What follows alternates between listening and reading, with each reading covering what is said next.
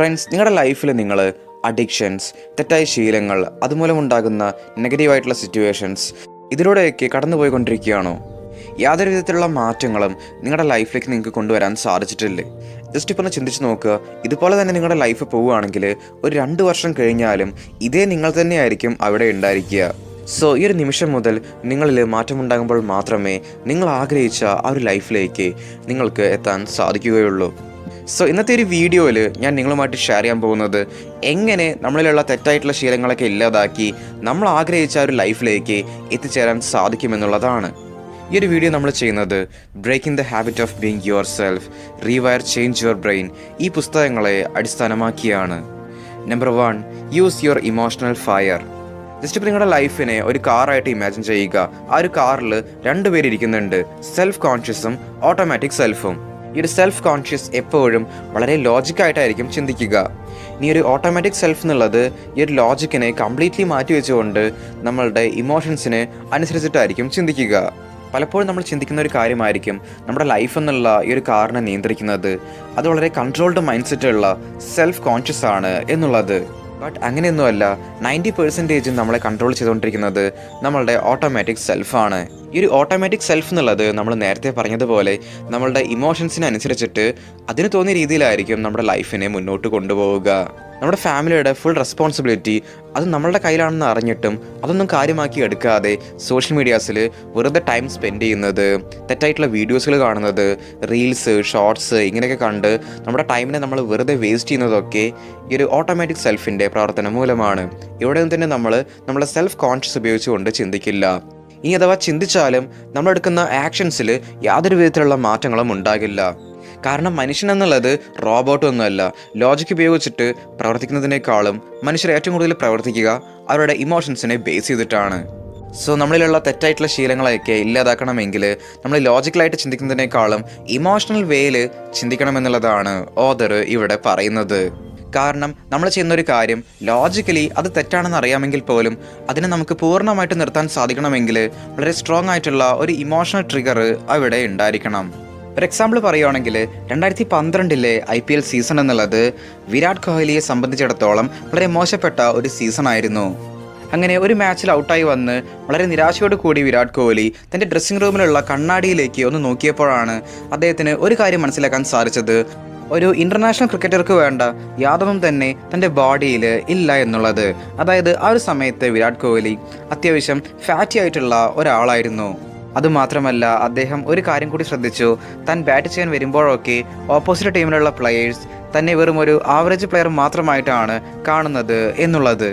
So ഈ ഒരു അവസ്ഥ മാറണം. അതായത് താൻ ഫീൽഡിലേക്ക് വന്നിട്ടുണ്ടെങ്കിൽ തന്നെ ഓപ്പോസിറ്റ് ടീം സമ്മർദ്ദത്തിലാകണം, അത്തരത്തിലുള്ള ഒരു വേൾഡ് ക്ലാസ് പ്ലെയർ ആയിട്ട് മാറണമെന്നുള്ള ആ ഒരു ചിന്ത അപ്പോഴായിരുന്നു വിരാട് കോഹ്ലിയുടെ മനസ്സിലേക്ക് വന്നിട്ടുണ്ടായിരുന്നത്. And I was like, you can't look like that if you're an international cricketer. Boom, from next day onwards I just changed everything about my diet. Hitting the gym 2 hours a day. Within 8 to 10 months I lost about 6 or 7 kg. I felt quicker, I felt lighter. Like, man, this is the path I want to walk. ഇവിടെ താൻ wait കുറച്ചിട്ടുണ്ടെങ്കിൽ തൻ്റെ batting improve ആകുമെന്ന് Virat Kohli logically ചിന്തിച്ചുകൊണ്ടല്ല അദ്ദേഹത്തിൻ്റെ bad habits ഒക്കെ അദ്ദേഹത്തിന് ഒഴിവാക്കാൻ സാധിച്ചത്. ഇവിടെ വിരാട് കോഹ്ലിക്ക് അദ്ദേഹത്തിൻ്റെ മോശം ശീലങ്ങളെ ഒഴിവാക്കാൻ വളരെ സ്ട്രോങ് ആയിട്ടുള്ള ഒരു ഇമോഷണൽ റീസൺ ഉണ്ടായിരുന്നു. ആ ഒരു ഇമോഷണൽ ട്രിഗറാണ് വലിയ രീതിയിലുള്ള ചേഞ്ചസ് വിരാട് കോഹ്ലിയുടെ ലൈഫിലേക്ക് കൊണ്ടുവരാൻ അദ്ദേഹത്തെ പ്രാപ്തമാക്കിയത്. സോ ഇതുപോലെ നിങ്ങളുടെ ലൈഫിലും നിങ്ങളെ ഇമോഷണലി ട്രിഗർ ചെയ്യുന്ന പല കാര്യങ്ങളും സംഭവിച്ചിട്ടുണ്ടായിരിക്കും. അതായത് ബ്രേക്കപ്പ് സംഭവിച്ചിട്ടുണ്ടായിരിക്കും. ഇനി ആരെങ്കിലും നിങ്ങളുടെ ലൈഫിൽ നിങ്ങളൊന്നും ഒരിക്കലും രക്ഷപ്പെടാൻ പോകുന്നേ ഇല്ലെന്ന് പറഞ്ഞിട്ടുണ്ടായിരിക്കും. നിങ്ങളെ ആരെങ്കിലും ചീറ്റ് ചെയ്തിട്ടുണ്ടായിരിക്കും. നിങ്ങളെയും നിങ്ങളുടെ ഫാമിലിയെയും ആരെങ്കിലും ഒക്കെ ഇൻസൾട്ട് ചെയ്തിട്ടുണ്ടായിരിക്കും. സോ ഇത്തരത്തിൽ നമ്മളെ ഇമോഷണലി ഹേർട്ട് ചെയ്യുന്ന ഒരുപാട് സംഭവങ്ങൾ നമ്മുടെ ലൈഫിൽ സംഭവിച്ചിട്ടുണ്ടായിരിക്കും. ഇങ്ങനെയുള്ള സിറ്റുവേഷൻസിൽ വെറുതെ സോഷ്യൽ മീഡിയാസിൽ സ്ക്രോൾ ചെയ്ത് പോൺ കണ്ട് തെറ്റായിട്ടുള്ള ശീലങ്ങളിൽ പോയിപ്പെട്ട് അവർ നിങ്ങളെക്കുറിച്ച് പറഞ്ഞ കാര്യങ്ങളൊക്കെ ശരിയാണെന്ന രീതിയിൽ നടക്കാതെ prove dum they are all wrong. So സിമ്പിളായിട്ട് പറയുകയാണെങ്കിൽ എപ്പോഴൊക്കെ നിങ്ങളുടെ ലൈഫിൽ നിങ്ങൾക്ക് ലേസിനെസ്, പ്രൊക്രാസ്റ്റിനേഷൻ, അഡിക്ഷൻസ് ഇതുമായി ബന്ധപ്പെട്ട ഫീലിങ്സ് വരുന്നുണ്ടോ അപ്പോഴൊക്കെ നിങ്ങളുടെ ലൈഫിൽ നിങ്ങളെ ഇമോഷണലി നല്ല രീതിയിൽ ഹേർട്ട് ചെയ്ത അത്തരം ഫീലിങ്സിനെ നിങ്ങളുടെ മനസ്സിലേക്ക് കൊണ്ടുവരിക. ജീവിതത്തിൽ വലിയ വിജയങ്ങൾ നേടിയിട്ടുള്ള എല്ലാവരുടെയും ലൈഫിൽ അവരെ ഇമോഷണലി ഹേർട്ട് ചെയ്ത ഇത്തരത്തിലുള്ള ഏതെങ്കിലും ഒരു സംഭവം ഉണ്ടായിരിക്കും. ആ ഒരു ഇൻസിഡൻ്റ് ആയിരിക്കും അവരുടെ ലൈഫിലേക്ക് വലിയ ചേഞ്ചസിനെ കൊണ്ടുവരാൻ അവരെ പ്രാപ്തമാക്കിയിട്ടുണ്ടായിരിക്കുക.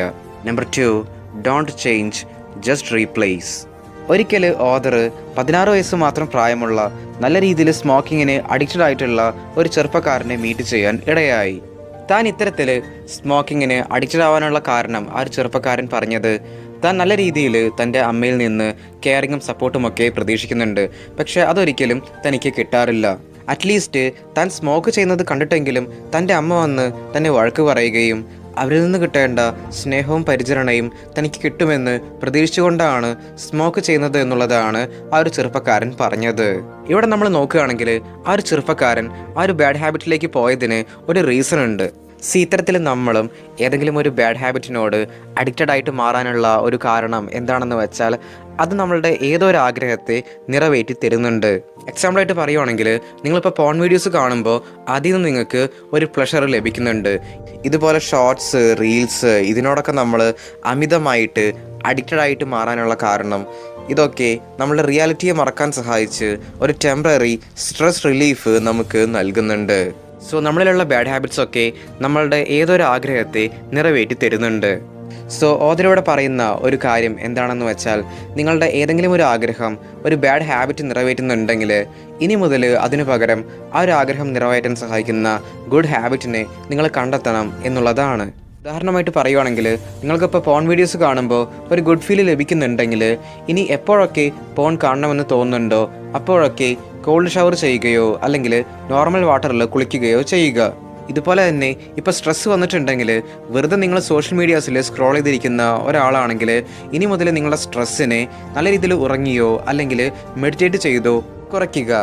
ഇവിടെ നമ്മൾ മനസ്സിലാക്കേണ്ട ഒരു കാര്യം എന്താണെന്ന് വെച്ചാൽ നമ്മളിലേക്ക് വന്ന ഏതൊരു ഹാബിറ്റിനെയും നമുക്ക് പൂർണ്ണമായിട്ട് നമ്മളിൽ നിന്ന് ഇല്ലാതാക്കാൻ സാധിക്കില്ല. സോ നമ്മൾ അതിന് പകരം എന്ത് ചെയ്യണമെന്ന് വെച്ചാൽ ആ ഒരു ഹാബിറ്റിന് പകരം പുതിയൊരു ഹാബിറ്റ് നമ്മളിലേക്ക് കൊണ്ടുവരണം. എക്സാമ്പിളായിട്ട് പറയുവാണെങ്കിൽ ഇപ്പോൾ നമ്മൾ സൈക്കിൾ ചവിട്ടാൻ പഠിച്ചിട്ടുണ്ടെങ്കിൽ നമ്മുടെ ലൈഫ് ലോങ് മൊത്തം അത് നമ്മൾ മറക്കില്ല അല്ലേ? എന്നാൽ നമ്മൾ പുതിയ ബൈക്ക് വാങ്ങിയിട്ടുണ്ടെങ്കിലോ പിന്നെ നമ്മൾ സൈക്കിൾ ചവിട്ടാനേ പോകില്ല അല്ലേ?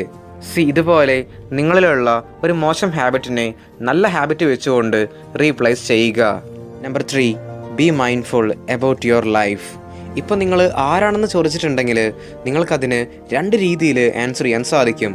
ഒന്നാമതായിട്ട് എൻ്റെ പേര് ഇതാണ്, ഞാൻ ഇവിടെയാണ് താമസിക്കുന്നത്, ഞാൻ ഇവിടെയാണ് വർക്ക് ചെയ്യുന്നത്, ഞാൻ പഠിക്കുന്നത് ഇവിടെയാണ്. ഇത്തരത്തിൽ നിങ്ങളുടെ എൻവയോൺമെൻറ്റിനെ ബേസ് ചെയ്തിട്ട് നിങ്ങൾക്കതിനെ ഡിസ്ക്രൈബ് ചെയ്യാൻ സാധിക്കും. രണ്ടാമതായിട്ട് ഞാൻ കാണാൻ ഇങ്ങനെയാണ്, ഞാനൊരു ലെഫ്റ്റ് ഹാൻഡറാണ്. ഇത്തരത്തിൽ നിങ്ങളുടെ ബോഡിനെ ബേസ് ചെയ്തുകൊണ്ട് നിങ്ങൾക്ക് അതിന് ആൻസർ ചെയ്യാൻ സാധിക്കും. എന്നാൽ ഈ 2 പുസ്തകത്തിൻ്റെയും ഓതേഴ്സ് പറയുന്ന കാര്യം എന്താണെന്ന് വെച്ചാൽ ഞാൻ എന്നതിനുള്ള ഉത്തരം ഇതൊന്നും തന്നെയല്ല. ആക്ച്വലി ഞാൻ എന്നുള്ളത് അതൊരു എനർജിയാണ്. ആ ഒരു എനർജി എന്നുള്ളത് വളരെ പവർഫുള്ളാണ്. സോ ആ പവർഫുൾ ആയിട്ടുള്ള എനർജീനെയാണ് നമ്മൾ തെറ്റായിട്ടുള്ള ശീലങ്ങളിലേക്ക് ഇൻവെസ്റ്റ് ചെയ്ത് വെറുതെ വേസ്റ്റ് ചെയ്ത് കളയുന്നത്. സോ നിങ്ങളിലുള്ള ആ ഒരു പവർഫുൾ ആയിട്ടുള്ള എനർജിയുടെ വാല്യൂ മനസ്സിലാക്കിക്കൊണ്ട് അത് ശരിയായിട്ടുള്ള കാര്യങ്ങളിലേക്ക് നിങ്ങൾ ഇൻവെസ്റ്റ് ചെയ്യുകയാണെങ്കിൽ വലിയ മിറാക്കിൾസ് നിങ്ങളുടെ ലൈഫിൽ നിങ്ങൾക്ക് കാണാൻ സാധിക്കും. സോ ഞാൻ വളരെ പവർഫുൾ ആയിട്ടുള്ള ഒരു എനർജി ആണെന്ന് നിങ്ങൾ ഡെയിലി വളരെ മൈൻഡ്ഫുൾ ആയിട്ട് ചിന്തിക്കുകയാണെങ്കിൽ തന്നെ സ്ട്രെസ്സ്, മോശം ശീലങ്ങൾ ഇതിനെയൊക്കെ നിങ്ങൾക്ക് ഓവർകം ചെയ്യാൻ സാധിക്കും. So use your energy wisely. So ഇത്രയും പറഞ്ഞുകൊണ്ട് നമ്മൾ ഇന്നത്തെ ഒരു വീഡിയോ ഇവിടെ വൈൻഡപ്പ് ചെയ്യുകയാണ്. Stay strong, stay positive, stay motive.